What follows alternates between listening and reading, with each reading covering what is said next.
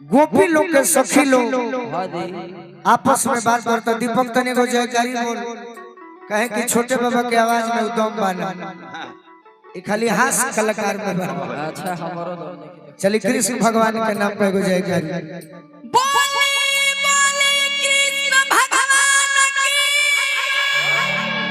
यही जे गीता गई अरे मुरलिया में छड़ल नवा बनवा में नंद किशोर हो अपन शिव जवैया कन्हैया माखन चोर हो अपन शिव जवैया अपन शिव जवैया कन्हैया माखन चोर हो।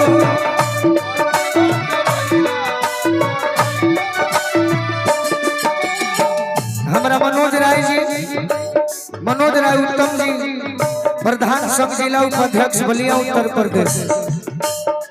मुरलिया में छड़ल नवा, मुरलिया में छड़ल नवा, मुरलिया में छड़ल नवा, मुरलिया में छड़ल नवा, बनवा में नंद किशोर हो बंसी बजवैया कन्हैया माखन चोर हो बंसी बजवैया कन्हैया अरे बंसी बजवैया कन्हैया माखन चोर हो बंसी बजवैया कन्हैया माखन चोर हो।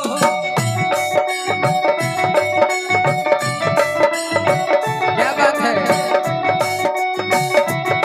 बढ़िया ले बजाओ बढ़िया ले।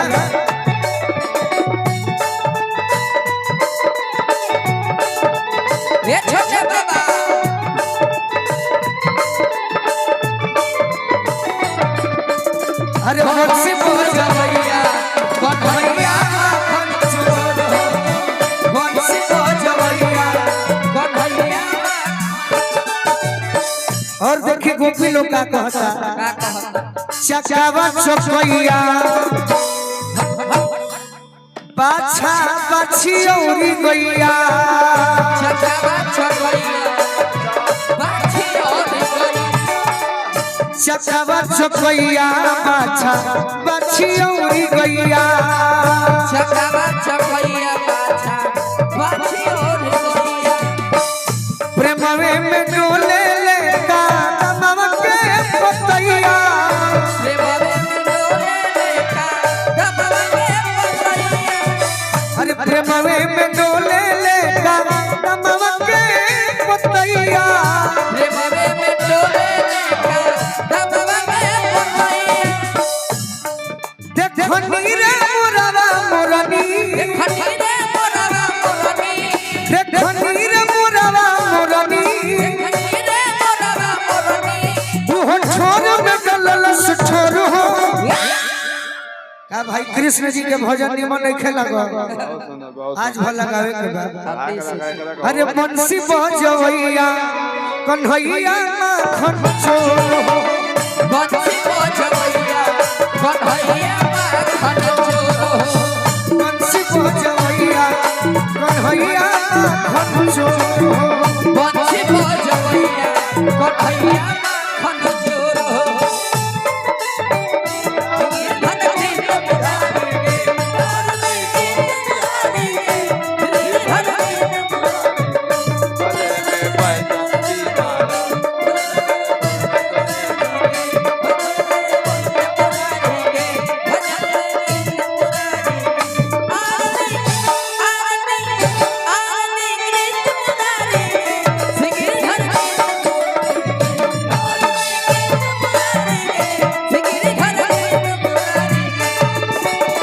बंसी बजवैया कन्हैया माखन चोर हो बंसी बजवैया कन्हैया। और आज लोकिया के धरती पर हमारा महाराज जी के द्वारा प्रेमवे के बात मूला काटू होता प्रेम में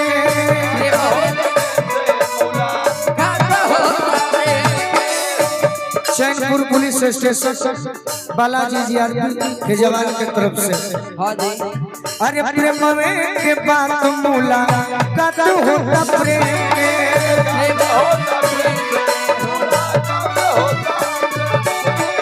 प्रेम में विचार हो कि न तो देखो नी प्रेम के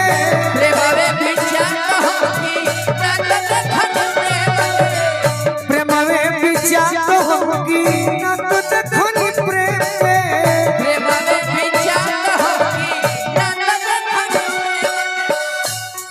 प्रेम में के बरखे बदरा प्रेम में के बरखे बदरा प्रेम भीगे सारा बोर हो कि प्रेम में के बरखे बदरा प्रेम भीगे सारा बोर हो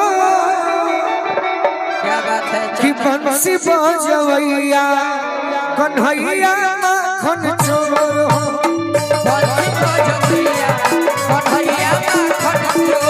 बंसी बजवैया कन्हैया माखन चोर हो